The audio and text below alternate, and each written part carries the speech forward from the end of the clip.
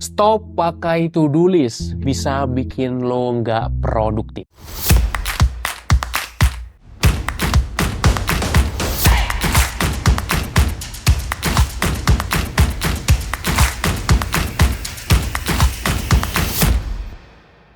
Hai, balik lagi bareng gua Umar di channel Pembelajar Produktif, membahas seputar pengembangan diri dan produktivitas. Jangan lupa ikuti konten-konten lainnya di Instagram, TikTok, serta podcast di Spotify. Apakah lo udah pernah pakai to-do list? Atau sekarang pun menggunakan to-do list? Tapi mau gimana pun dilakuin, tetap aja ngerasa nggak produktif. Tetap aja ngerasa ada yang kurang, ada yang bisa lebih lagi dilakukan. Atau seringkali waktu kita habis begitu saja. Atau mungkin bingung mulai melakukan dari tugas yang mana. Inilah kelemahan to-do list, apalagi kalau sudah cukup lama dilakukan, cenderung membuat jadi kontraproduktif, jadi tidak produktif. Kenapa? Karena saat kita membuat to-do list, bisa jadi kita membuat to-do list yang sangat panjang tanpa memikirkan hari ini kita sanggup melakukannya atau enggak. Ketika kita udah terbiasa menggunakan to-do list, maka kepikiran tugas apapun pasti kita akan catat. Itu adalah kebiasaan yang bagus dan membuat kita bisa lebih produktif. Tapi kalau udah kebanyakan daftar tugasnya, kita berusaha sebaik mungkin di awal hari untuk menyelesaikan semua tugas tadi. Namun, kalau di akhir hari, dari 20 tugas yang ada kita hanya berhasil 15, ada 5 yang tersisa, kita akan merasa gagal. Kita akan merasa sedih. Kita akan merasa kecewa dan menyalahkan diri kita. Kenapa gua nggak bisa beresin semuanya? Kenapa 10 tulis hari ini cuma beres 7? Kenapa masih ada yang nggak beres? Dan kita menghukum diri kita, alih-alih produktif, malah membuat kita merasa berdosa karena nggak produktif. Padahal mungkin kapasitas kita memang tidak semua daftar tugas di hari itu. Namun karena kita tidak merencanakan dengan taktis, dengan perencanaan yang rapi, kita akhirnya menuliskan to-do list yang terlalu banyak. Apa yang kita lakukan? Kita oper daftar tugasnya ke besok. Akhirnya to-do list besok yang emang udah ada jadi nambah lagi, jadi makin panjang. Nggak beres, oper ke besok lagi. Oper lagi, tunda terus. Dan akhirnya kita jadi punya daftar tugas yang panjang, yang membuat kita overwhelmed, dan akhirnya udahlah males, nggak mau ngelakuin. Udah capek dengan banyaknya tugas yang nggak habis-habis. Padahal harusnya kita bisa mengelolanya dengan lebih baik.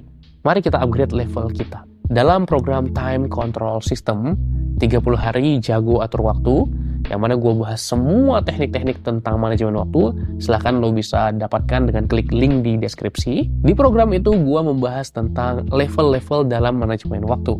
Ada 6 level. Level pertama adalah menggunakan to-do list. Jadi to-do list ini bagus, tapi masih level dasar banget dalam ilmu produktivitas. Kalau kita mau naik level, maka kita harus punya multiple to-do list, atau kita sebut sebagai multi-list. Apa itu? Daftarnya nggak cuma satu, daftarnya ada banyak.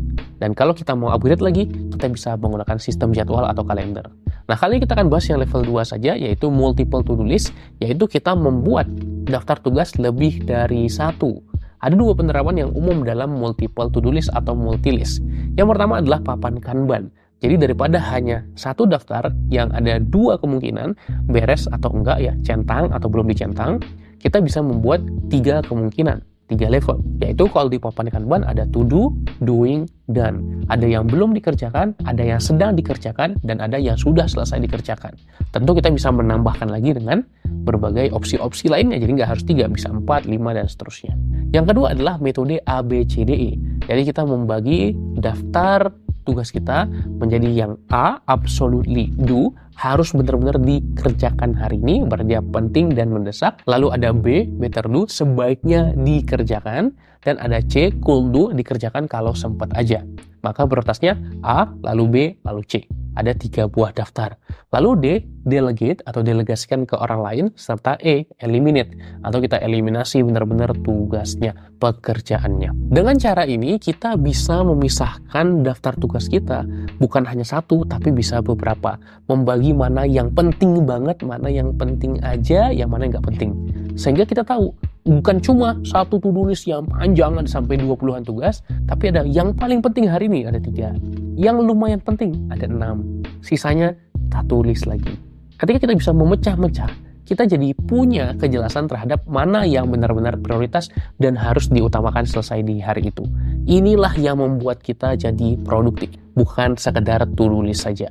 Memang terkesan simple, tapi kalau udah lo praktekin, dampaknya luar biasa. Semoga bermanfaat, dan kalau lo pengen belajar lebih lengkap, silahkan bisa ke Time Control System. Gua ngajarin di sana bagaimana kita punya sistem untuk mengendalikan waktu kita, dan lo bisa jadi produktif berkali-kali lipat.